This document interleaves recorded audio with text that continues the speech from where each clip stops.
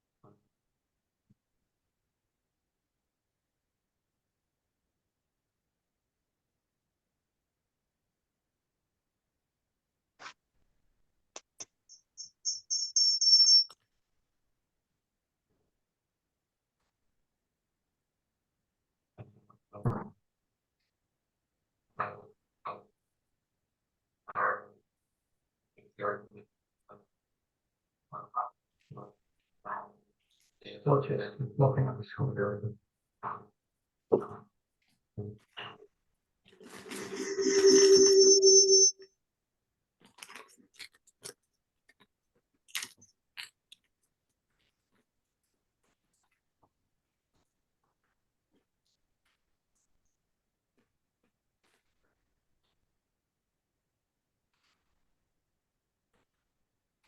Everybody, please mute yourself so we can see the services.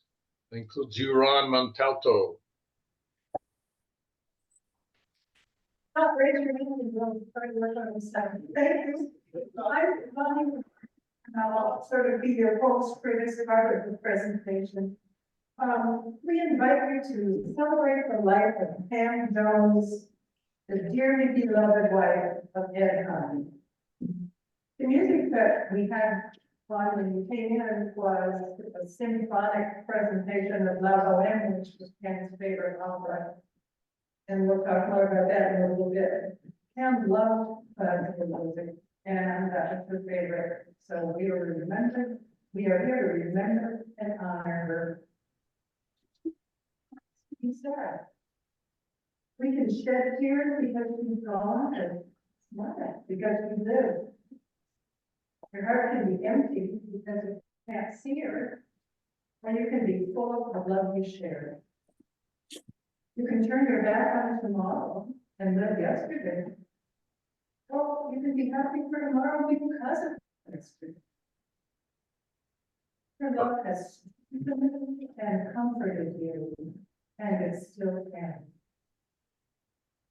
Ed says Pam's best qualities were her courtesy and kindness, her intelligence, her ability to focus, and her persistence. On the family ranch, it was her job to get up at 4:30 to make breakfast for the ranch hands before chores. So she hated cooking so much after that Ed says in 44 years of marriage, She made me cook once. But she was so used to getting up early that she always got up at least by 5 and walked for 2 hours every morning. She was a fanatic.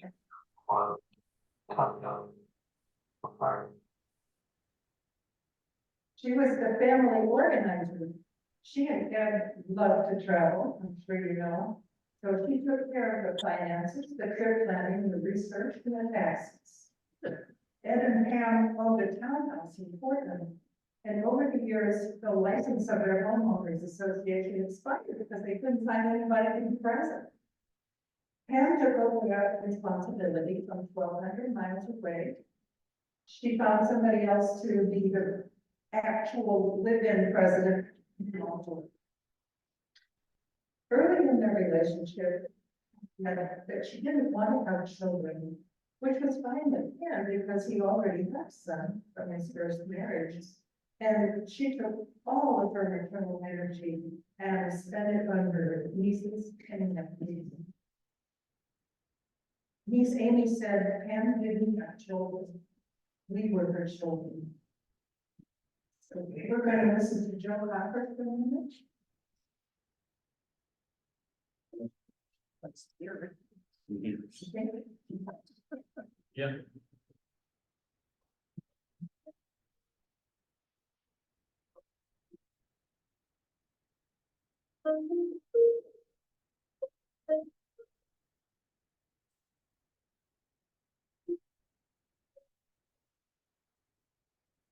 You are so beautiful.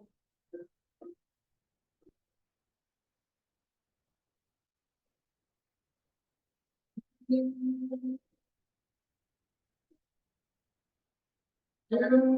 are so beautiful.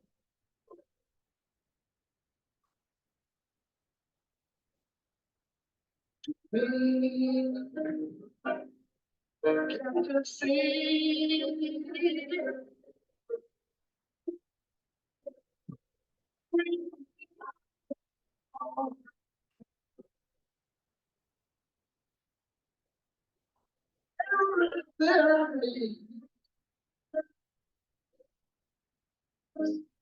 You are so beautiful. You are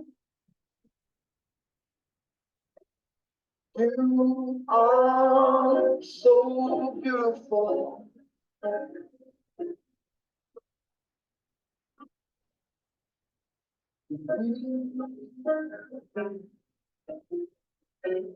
You are so beautiful.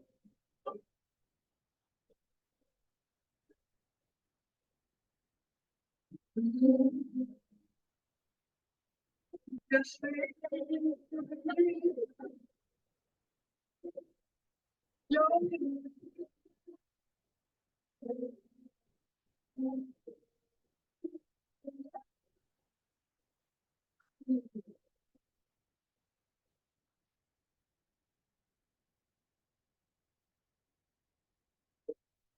you are so beautiful.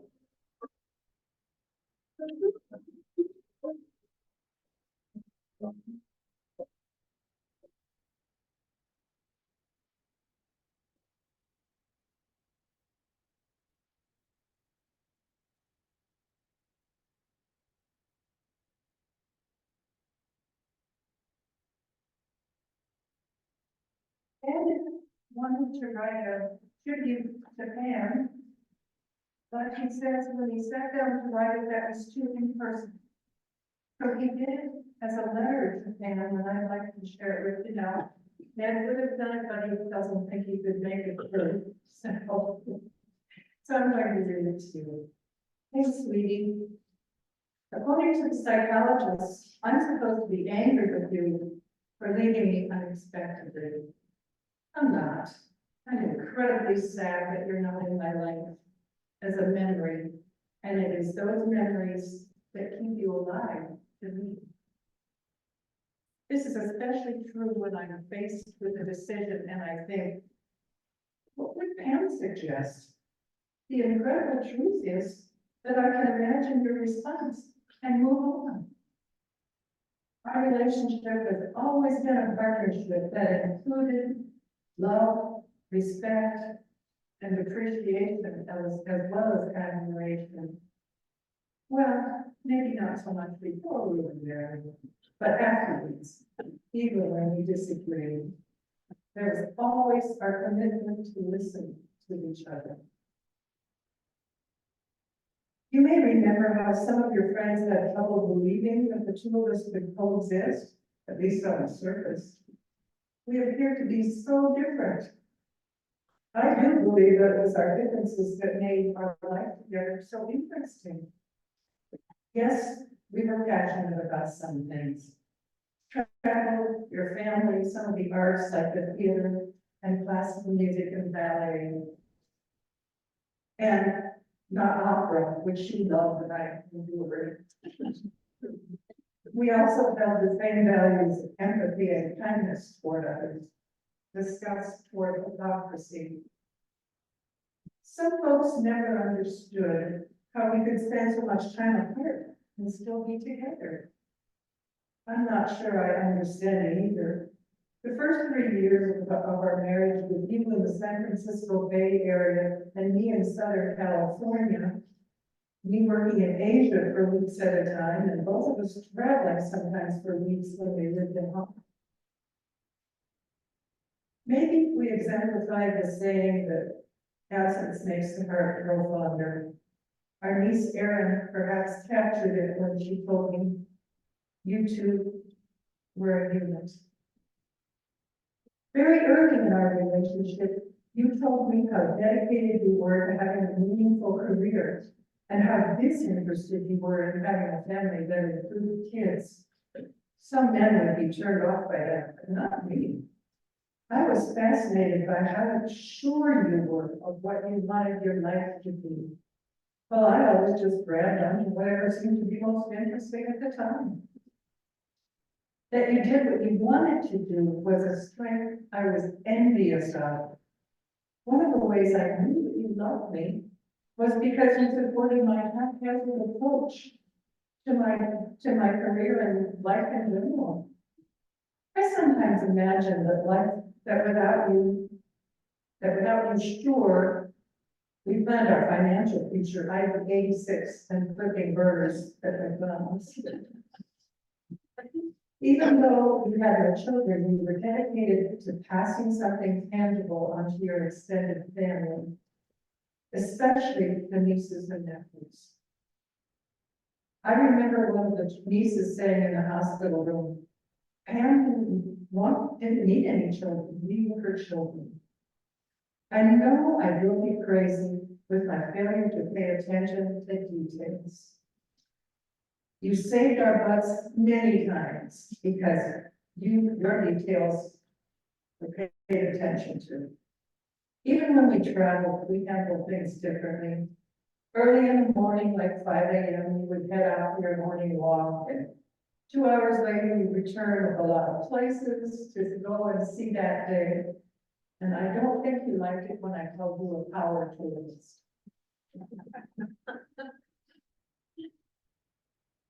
Your ability to focus on what was practical provided a great balance to my considering things, but not always getting anything done. This same difference manifested itself in you keeping your project management professional certification, which required online courses and in-person conferences. You became a master gardener, even though we didn't have a gardener, even though we didn't have a garden. We read travel books from cover to cover, while I would stumble on things just surfing the internet. I read history books and fiction because I was a closet intellectual.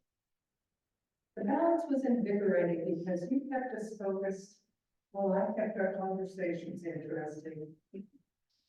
People had trouble believing me when I said to our entire marriage, you maybe cooked one meal, and I loved messing around in the kitchen. It worked because you couldn't stand in this kitchen. And I'd say, I'll get around to it later, and then you cleaned up before I had to do it. You were obsessive about what you ate. I used to kid you about eating part rabbit. I, on the other hand, pretty much ate whatever I fancied at the time. You always associated yourself with organizations that did good stuff, hiking, good works, gardening. I, on the other hand, prefer groups that focus on discussing issues, but we didn't often take action. In the end, our biggest difference was that you were an introvert who learned how to be more of an extrovert. And I am an extrovert who thinks out loud. That bothered you, and I tried thinking before I went into the mouth, but was only partially successful. You feared that I would hurt others with my words.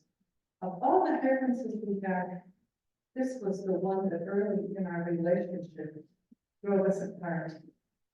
What saved us was your willingness to listen to and accept my apologies. I often leaped before I looked, while you always tried to think ahead. Was this ability, I think, that made you so fearless when you were faced with a new situation? I want you to know that I not only love you, I respect, admire, and appreciate you in ways I may never have articulated. As I think about our time together, I'm reminded of a meme I found soon after you left us. Grief is unexpressed love. May I never stop grieving or stop loving you. You're just survivor. Yeah.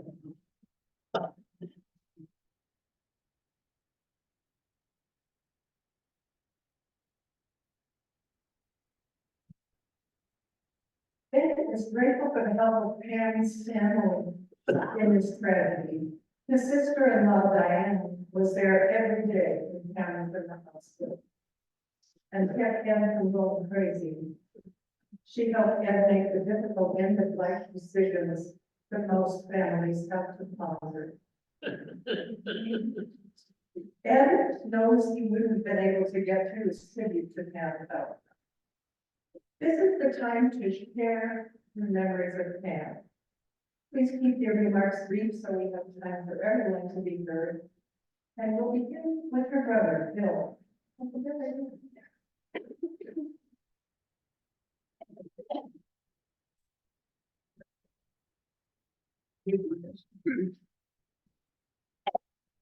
The handheld mic.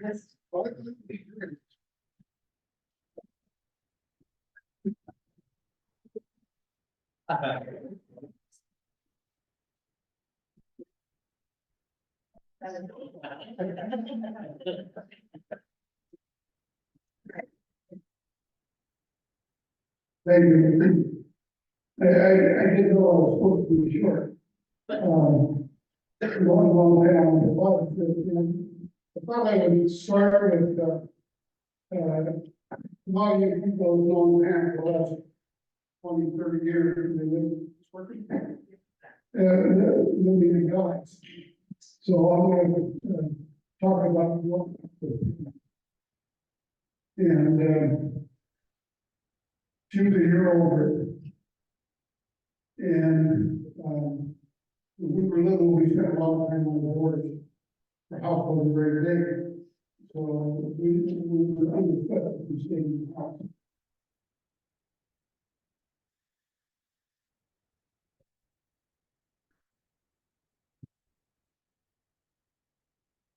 We'll get this figured out.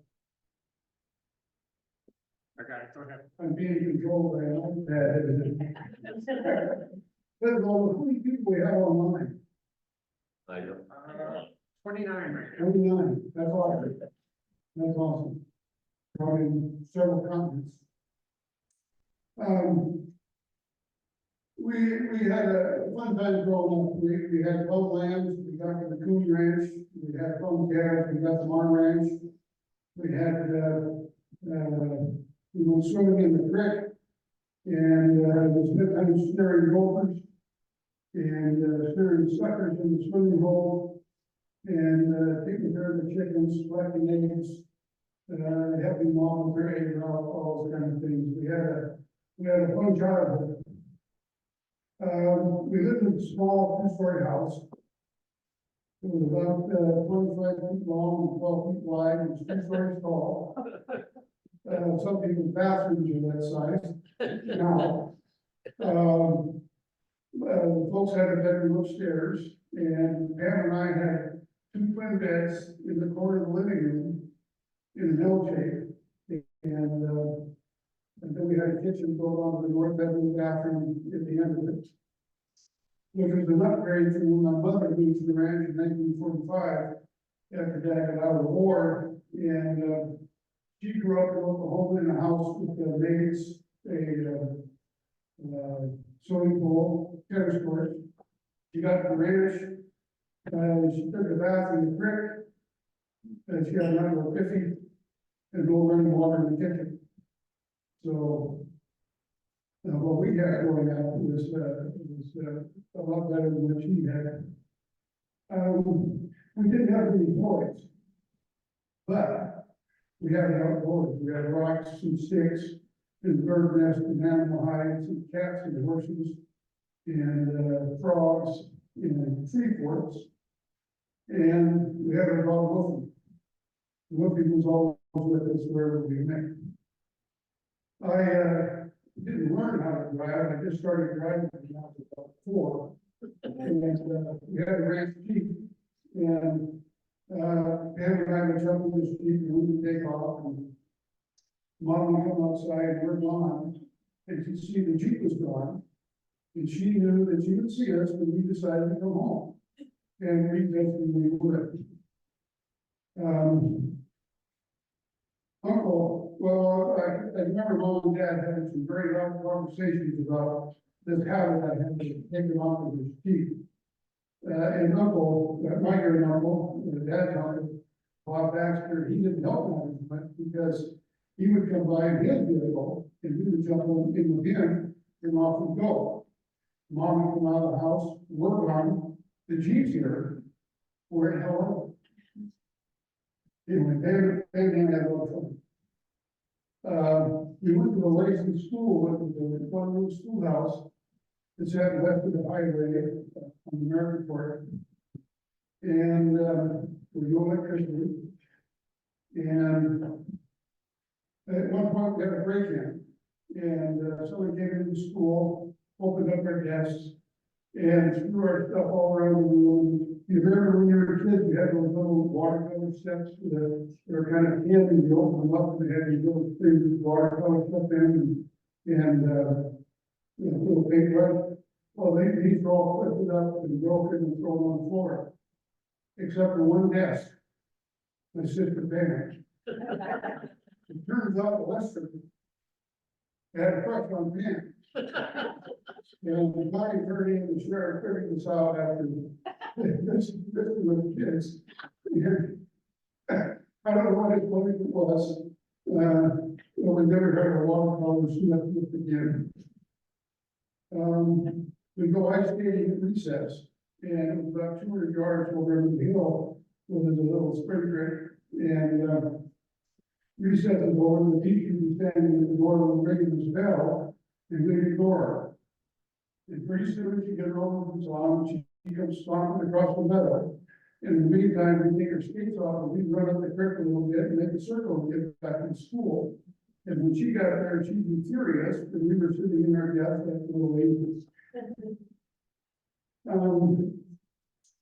We had a fork over in the creek bank, and we would spend recess finding driftwood that was just the right length, and it's not too big around, kind of the size of a cigarette, or not a cigarette, a pencil. And we had to have just the right ones, and we'd smoke them. And so we had this little stash of driftwood that we go in recess and have ourselves we have a drift with, well, every now and then, Pam and I would go for a few of the folks who skip cigarettes. Jesse Langston would, go for a few Lucky Strikes from them. And the Coonies would take a few unfiltered Camels, law to me. So we, and those were special treats for Pam and I, and, have real cigarettes instead of drifting.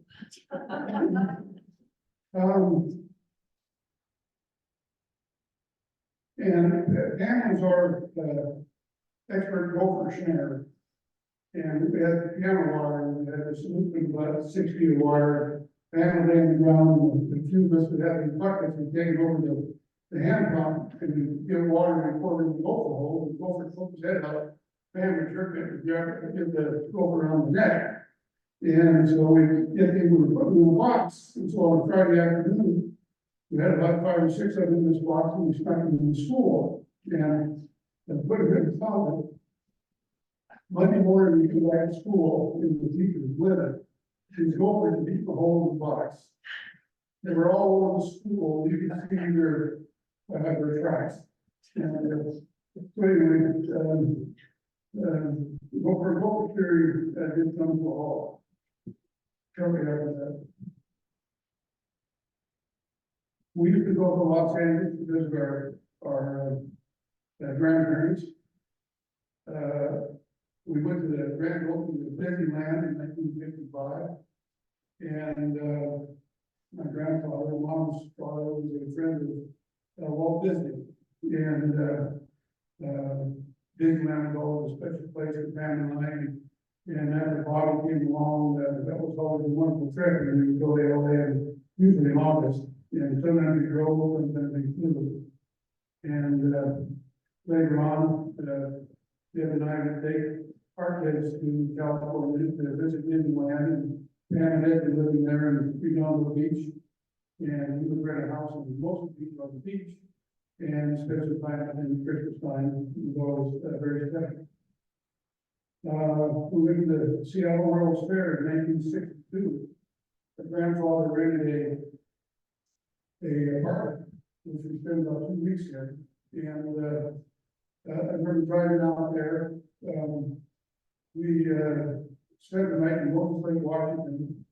We had our first piece of pizza.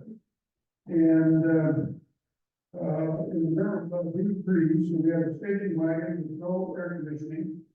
And so we had the back window rolled down, and we would lay, the three of us were laying in the back with the feet out the back window. And Mom had the other one was open, and she would have a short sleeve or no sleeve blouse on. And she had this sleeve that had an elastic thing on it to slide over the left arm up to here. So, this would get sunburned if you can, with your right arm that's inside the car. So that was kind of interesting. Pam was a Girl Scout, but it wasn't a big part of her life. She didn't necessarily enjoy it. I can remember hauling, we had a stock truck, we had all those Girl Scout camping gear in this stock truck, hauled up from Snowy Mountains, I think it was, for a weekend camping trip. And we had a car full of all this stuff. And, we got up there and loaded all this stuff, and it started raining. It turns out, they all slept in the back of the truck under the start, instead of trying to set the hands up. The Girl Scout thing didn't last, very long. Then it was on the bigger, better things. Our family, we were readers. We didn't get a TV until, the fall of 1967. And Dad wanted to watch the Green Bay Packers play football. But before that, we spent a lot of time reading. Each one of us had a spot in the living room for old format, and we read books, and that's carried on in our family, and ever since. The Harlow Library was a very popular place, and we used to come to Billings, and we always visited Mecca. And how many of you remember the Part Album bookstore? Yes, yeah, that was Mecca when we were kids. Uncle had a black and white TV. And we would go up on Sunday evenings and watch, a Gunsmoke. But then we went up there in 1964 and watched the Sullivan Show with the Beatles. And I still remember my sister jumping up and down in the little folks' living room, screaming, and that's what was going on with the TV. And I thought, this is really weird. My great uncle, I don't know what he thought. Yeah, he'd never seen anything like that before. Sunday afternoon was a dinner time, the family and their grandmother, lived in Harlow, so we moved down to take her, and we called up on the party line. And you dial 5-digit number, you hang up the phone, it would ring twice pretty quickly, and then stop, and then ring twice. And then he'd pick up, and we'd pick up, and party lines were always interesting. We never had a school bus. Mom drove us to school. And after her freshman year, Pam decided she had enough of hers. And so she went back east to Cabot Academy in Andover, Massachusetts. And we did 3 years of high school there. We graduated, we flew out in our 22 at the graduation. And we're real first time I've been in the east. One thing I remember, you couldn't see a damn thing from the road. All the trees. And we were glad to get back to Montana. She graduated and went to UC Berkeley. And this was in the late 60s. And I don't know what they call the program. It was kind of a specialized self-study type of program. And you move along and did things and met different standards, et cetera, Well, and she would come up with these excuses where she didn't have a project done. And this went on pretty well for her until my mother got a phone call at the dean of college and expressed his condolences that the loss of Pam's father. Anyway, that was at the top of the list of excuses for not getting things done. Mom and dad and I think had a come to Jesus discussion. And Pam did really well and went on getting an MBA later on in life. I went to visit her in 1969 after graduating high school. She had a friend who worked in the grocery store, and we went and delivered groceries to some houses, and that was interesting. But anyway, he took me to hate after, and there I was, a 17-year-old kid, and hate after this kid from Berkeley, and that was an interesting experience. And we come home at Christmas time sometimes, and go home in the summer and spend a little time. One summer she'd roll family car, she had a blowout. The car had 2 flat tires on it, that's all the folks could afford. And she was very lucky she survived. And we never had another 2 flat tire on the ranch.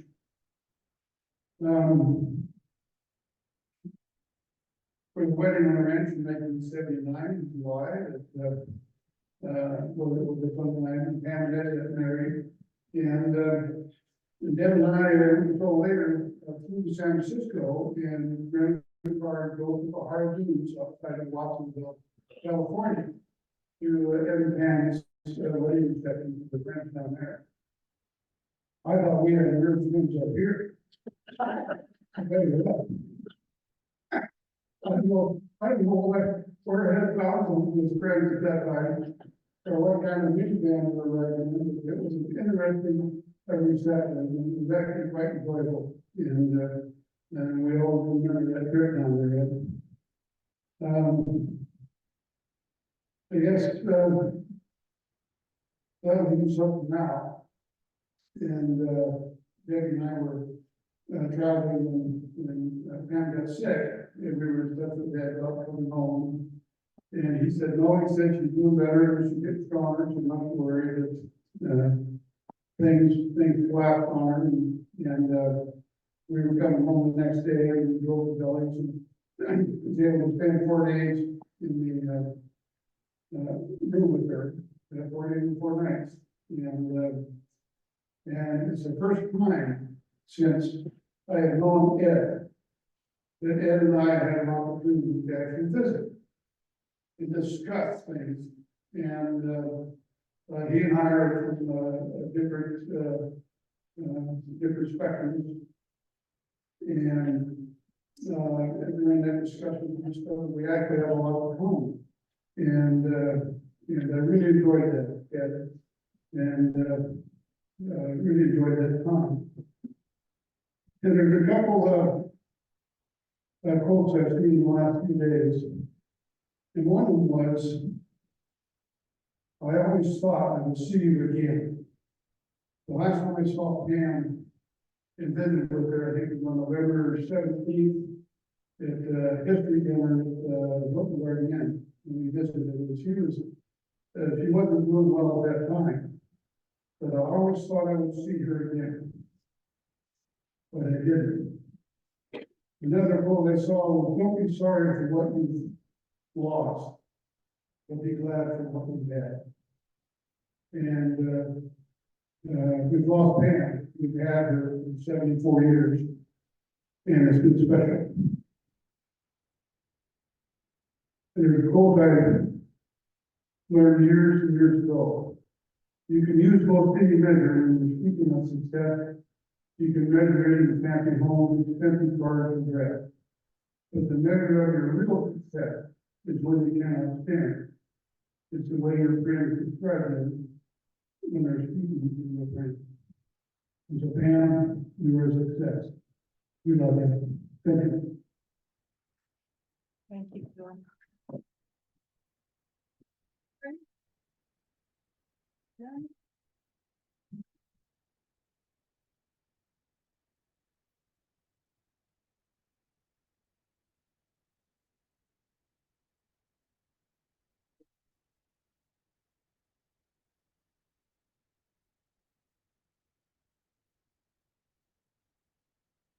I'm one of her nieces, from her many nieces and nephews that you've heard about. And large part of what I want to say is, I feel like as I was writing what I wanted to say, I was speaking about all of us. Because she was definitely someone that we all always talked about even when she wasn't around. In over 40 years of my life, I do not remember the time when my Aunt Pam was not a part of it in some way. Here was a woman, a waymaker for her time, reaching the top of the business world, traveling to unique places all the time, organization and focus like no other, except for I guess in the college at Berkeley for a little while. And determination to continue to do more and rise higher. But yet, for all of her nieces and nephews, my siblings and my cousins, no matter how far away she was a constant. One of my favorite parts of my childhood was our road trips to California, when Aunt Pam and Uncle Ed lived in the valley. I loved visiting my aunts. I held her up on this high pedestal because I had never known a woman like her. She was exotic and doing all these things that a girl from a little town in Harlow just didn't get to see. I didn't know anyone else like her except our grandma Scotty. Her mom, she was a world traveler too. And unlike Aunt Pam, she settled into her own version of a traditional life for a wife and a mom. Grandma Scotty, a world traveler, lived through Aunt Pam. Their connection was something I identified young, and I looked up to these two, wanting some version of my own life similar to theirs. In some ways, you could say, I combined my Aunt Pam, my Grandma Scotty, and my own mom into a version that has become me. Many people like to preach that gifts don't matter, that we should not value things. But with an aunt that lives so far away, that we saw so rarely, the gifts that she would send us when we were kids were something that I look forward to and cherish more than I can express. From a dress, to a doll, to a book, to a wooden bow and arrow that she sent to my brother, to all sorts of unique keepsakes from around the world, these generous gifts reminded us how much she loved us, how much she always thought about us, and how greatly she wanted to be connected to us. She valued family, relationships, and connection, and her words in cards, texts, and phone calls were always sentimental, with many I love yous and give hugs to everyone. Her thoughtfulness was how she expressed her care. She was so supportive of all of our accomplishments, the different paths we each took in our professions, and she has always been beyond proud of all of her nieces who decided to be mothers and caretakers of our homes. Beyond anything, I will miss Aunt Pam's and my conversations, our phone calls, to rehash trips that she or I have been on.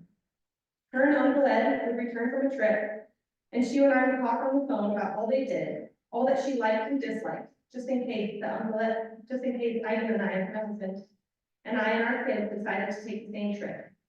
She also loved to hear about my family travel to different parts of the world, and would always ask so many questions and sometimes relive times that she had been in the same area. It will be hard to not call Aunt Pam and talk about my family's upcoming trip to Europe, because that's something she and I always did. I think much of the desire to travel the world began when I was blessed by Aunt Pam and Uncle Ed to spend 2 weeks with them in Hong Kong and Beijing after I graduated from college. I could write a whole dissertation on all the things that we did and we experienced. We also shared a love of books, and suggesting books to each other was not uncommon. When she passed away, I had one chapter left in a book that she had given me. And I like to think I know what she would have had to say about the events that took place, and we had plans to discuss the book when I was done. If only I had read faster, so I could have taken in her enlightening thoughts. The best gift, though, besides traveling to China that she and Uncle Ed ever gave me, was traveling to Nebraska to visit me while I had an art show there. It was only the three of us for about 3 or 4 days.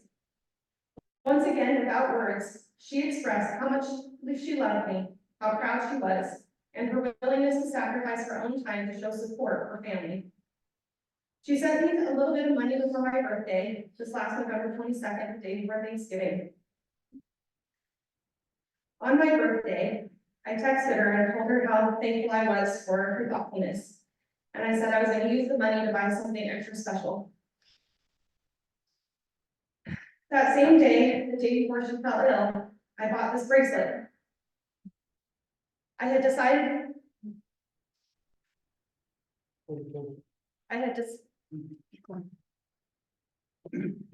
You're good, good. I had decided to I'm use trying it. to get the echo. Okay. I had decided to use the money towards this bracelet so that I could have something to think of her. And I was so excited when I bought it, and I thought Aunt Pam was gonna love this bracelet. I can't wait to show her. It came in the mail while she was in a coma. I was sad when I put it on, of course, but I was also grateful for the strange irony of my intentions. With purchasing this bracelet and how as a child, the unique things she sent my way were what I could look at and cherish and think of her. I have worn it most days since, and I think of her every time. She sits in a frame next to my computer in my art studio, her and I, arms around each other on the Great Wall of China, smiling that we got to share in world travels together. I always thought there would be another time we would meet up somewhere across the ocean, and I guess in many ways we did that with our wonderful discussions of our travels. Our entire family was so lucky that she was such a strong thread and ever-present connection to us all. She has made such an impact on all of us, and in many ways, her influence continues through each and every one of us in the family. I love you, Aunt Pam. I'll miss you.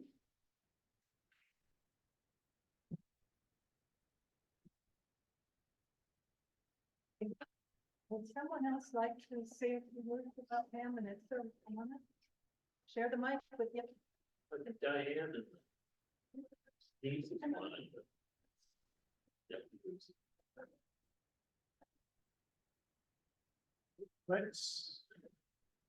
There's a lot of effort coming off the walls, but let's try it without them.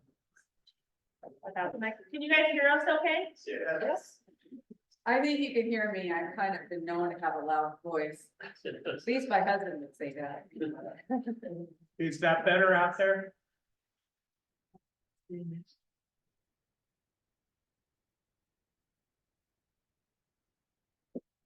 it a try. Go ahead. Do you want, I was like, I don't want to hit it. My husband, Bob Jones, was Pam's youngest brother. Bob absolutely adored and respected Pam throughout his life. Sadly, Bob died 1 year and 1 day before Pam died. My hope is that they are sharing stories and watching over all of us from afar. Maya Angelou, the poet, has written, "People will forget what you said, people will forget what you did, but people will not forget how you made them feel." And Pam made us all feel important, heard, and supported. She was committed to her family and especially fancied her nieces and nephews, always very interested in what one was up to. She and Ed visited them as often as possible between their own world travels. Thank you, Ed, for allowing me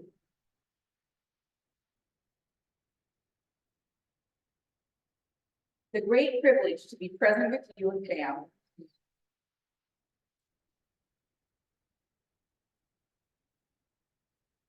During her last few weeks and days on this earth. What I saw and heard during that time spent with the two of you was all about the love and admiration you shared with each other. When Ed would enter Pam's hospital room, he would greet her with, "Hello, lover." And it was easy to see her relax and welcome his calming presence.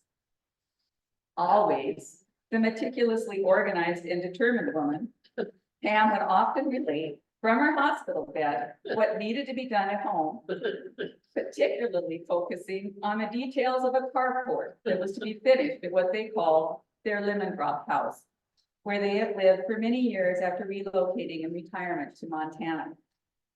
Ed was able to reassure Pam that work was in progress on the carport and patiently went over the details, and she was always soothed by his voice and words of comfort. Theirs was a great love, and we were blessed to be witness to their partnership. Another quote by Maya Angelou speaks to Pam's philosophy of life and independent spirit. Open your eyes to the beauty around you. Open your mind to the wonder of life. Open your heart to those who love you, and always be true to yourself.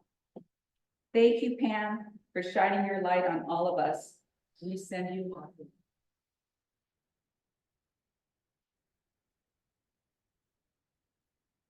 I'm Allie Jones. I am the youngest of the nieces and nephews.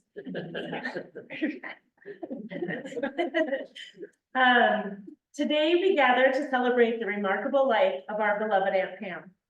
She was not just an aunt to each of us, but a bright light we were lucky to call family. We knew Aunt Pam as our dad's big sister, the world traveler who would make such an effort from around the globe to connect and share her love. To us, Aunt Pam and Uncle Ed were our northern lights. We didn't get to see them just down the road, but when our paths crossed, it was special. As you will see in the photographs of her life, Aunt Pam had a beautiful smile, a life full of love. In our time spent with her, she listened, she shared, and most importantly, she always reminded us of how proud she was. It's amazing what happens when the people you look up to tell you they are proud. Whether on a tram up to Victoria Peak, the colorful streets of Macau, the magical temples of Thailand, or all throughout Alaska, Aunt Pam was our leader in finding ways to introduce us to what this beautiful world had to offer. We laughed, we were drenched in a tuk-tuk, and climbed glaciers for fun. Our moments with Aunt Pam will forever be cherished, as our conversations and memories will last us a lifetime. We will honor Aunt Pam's legacy by embracing life with the same strength and love that she showed us. Let us travel the world and take a moment to remember that at one point in time, Aunt Pam and Uncle Ed were most likely standing here. And above all, let us cherish the moments we shared with Aunt Pam, knowing that her love will forever live in us.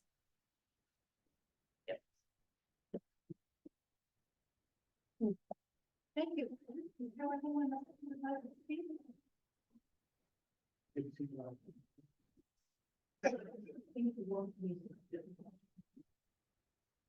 I'm Zach Jones, Bill's son. Allie's cousin. Amazing things were shared. I just, I always call Pam and Ed. It was always Pam and Ed. They were just a team. They were always together. They were so inspirational to all of us. And I don't want to speak for anybody else, but I was actually in Hermosa Beach. I was in LA just the other day, and I walked down on the beach and just thinking back of how much of an inspiration you two were, and you still are, Ed.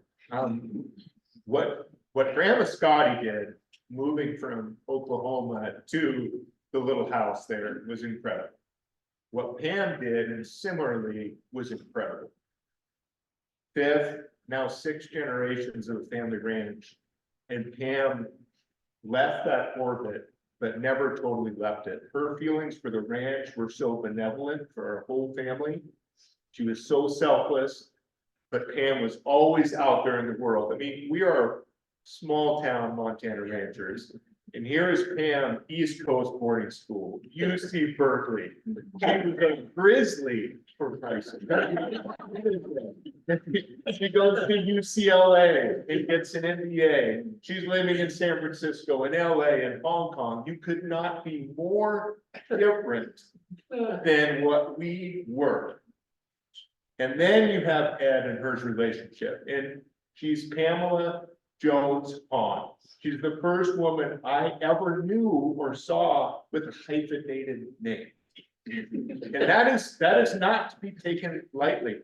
And Ed would have the towel on his shoulder in the kitchen and an apron on cooking, and that blew my mind.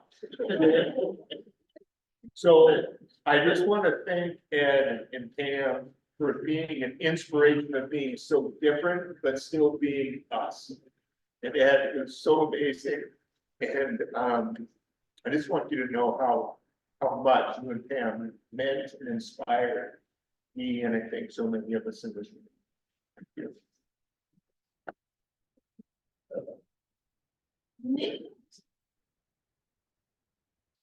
We're going to enjoy a. Oh, that's right. I'm sorry. Oh, yes, someone on Zoom would like to speak. Is there something you'd like to say? You're all been muted, so just unmute, pop yourself out.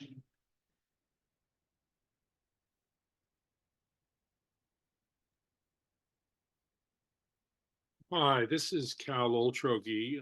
I had the privilege of working with Pam in Asia Pacific, where she was the regional director of sales as we were attempting to build a sales team. And everything that folks have talked about in terms of her planfulness, conscientiousness, and caring were amply evident in the work that she did. And we had a journey that had a lot of ups and downs, and throughout she was resilient, focused, and supportive of the efforts that we were trying to move forward. And of course, because we're, as Ed knows from his own experiences in Asia, when you're at the far side of the ocean from a corporate parent that is in the U.S., sometimes you have internal tensions and problems and challenges.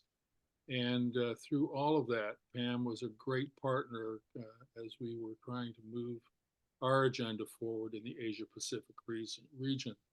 So it was a privilege and an honor to know and work with Pam. And on behalf of her colleagues in Asia Pacific, I just want to say thank you, Pam, for all that you did, and thank you for your caring and conscientiousness, and you are missed. Anyone else online? On Zoom?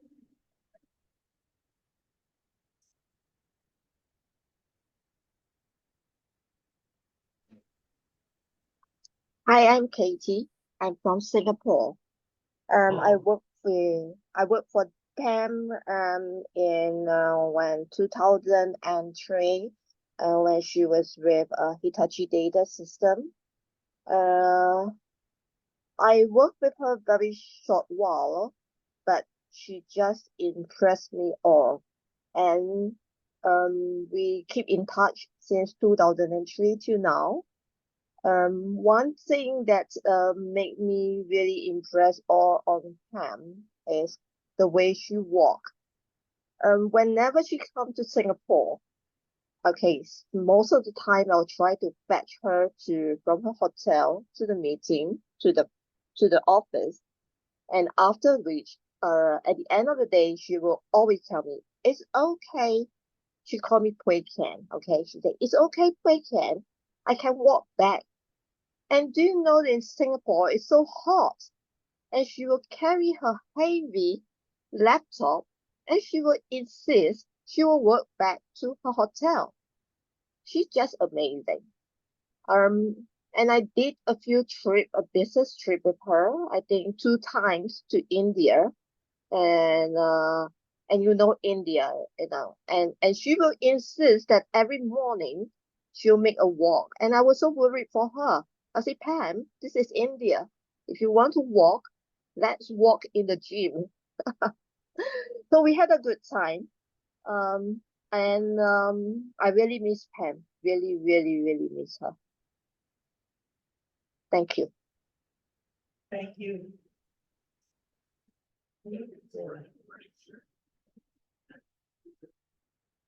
Anyone else? Yes, I'll say something. Can you hear me okay? We can. Great. My name's Diana, and I was a high school classmate of Pam's at Abbott Academy in Andover, Massachusetts. And just a little tidbit that I'll never forget about her is how she made me laugh by leaving these little notes on my desk. I would come back from class and just be really frustrated or down or something, and without actually remembering the exact wording of any of them, it just lifted my spirits. She really was a good friend in helping me see the bright side of things. Thank you. Anyone else online on Zoom want to talk to us? Anyone else in the room? You have something you want to say? We're going to, in a second, have a slideshow that was put together by the Greenlees. What about Joyce? Oh, I'm sorry. First, we're going to do For Good from Wicked, which was. Yeah. Okay. Joy was in Ruby High School. Oh, okay. And my own friend, much like Diane, Joy, this is for you. she's out there, so. Yeah. This requires way too much thinking. Where are the damn computers?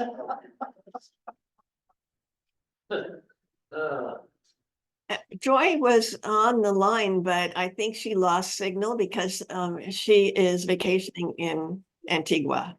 Caribbean, yeah. Okay, thank you.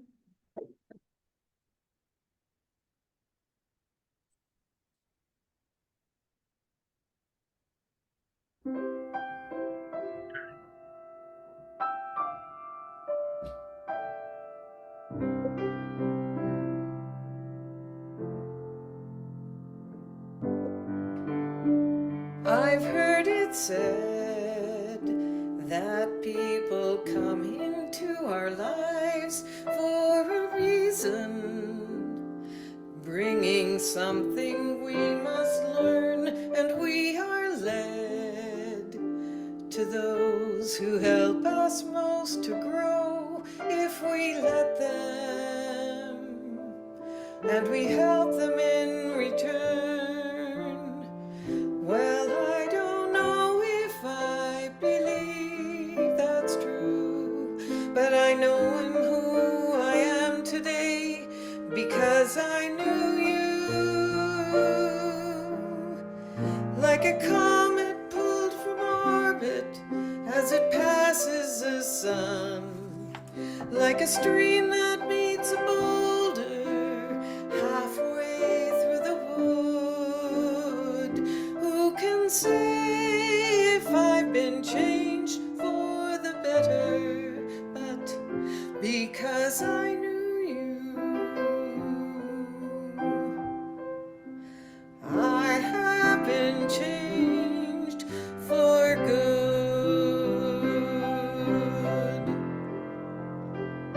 It well may be that we will never meet again in this lifetime. So let me say before we part, so much of me is made of what I learned from you. You'll be with me like a handprint on my heart. And now whatever way a story's end, I know you have rewritten mine by being my friend.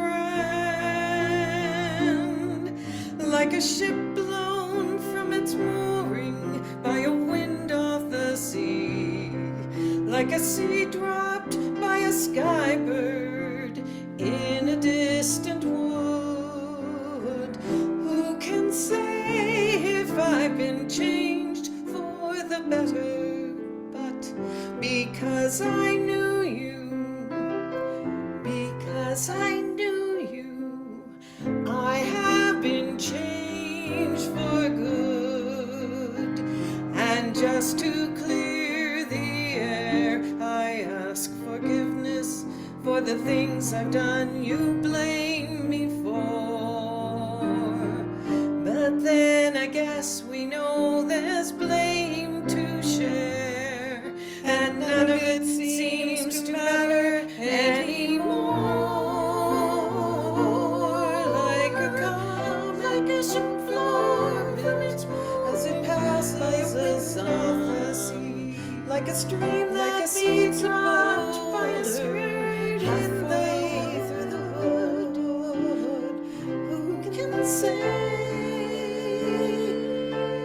if I've been changed for the better? I do believe I have been changed for the better. And because I knew you, because I knew you, because I knew you, I have been changed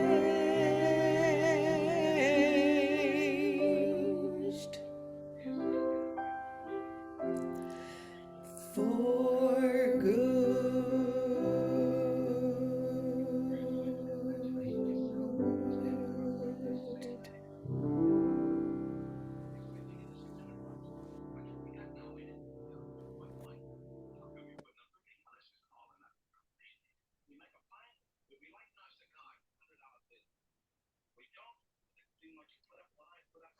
A slideshow put together by, her nieces Amy Moore and Ashley Quinn. And this is about him.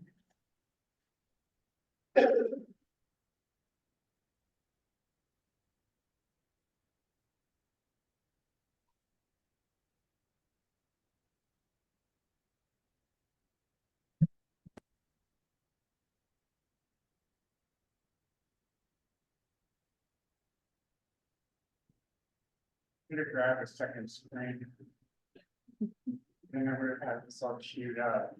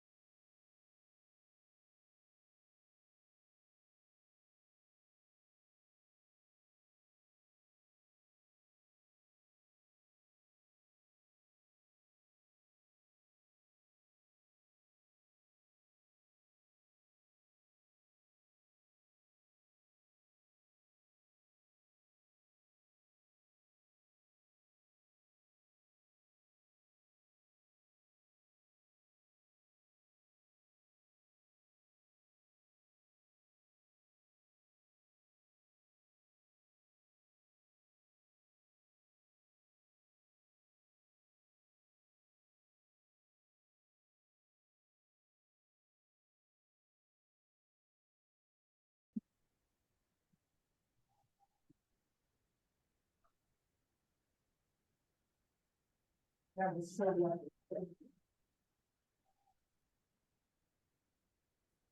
I have just a few closing words and some announcements.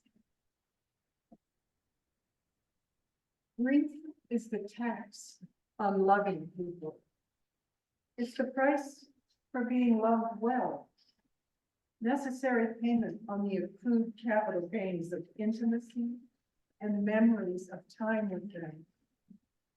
You were wealthy in love, so now you are rich in loss.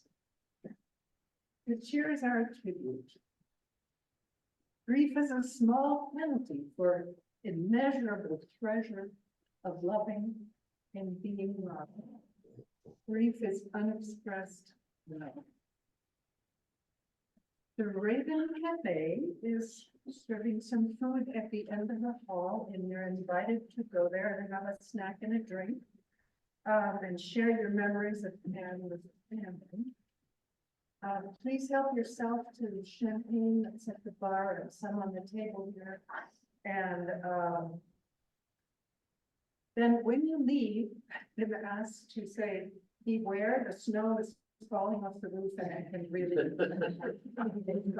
not ready. Any other announcements? Yes, yes. Those violets on the table. Oh, yes, please help yourself to the violets on your table. And there's mums Okay, on the way out that people can grab. thank you. Everyone hear this? Okay. Have a drink and a snack. More than a snack.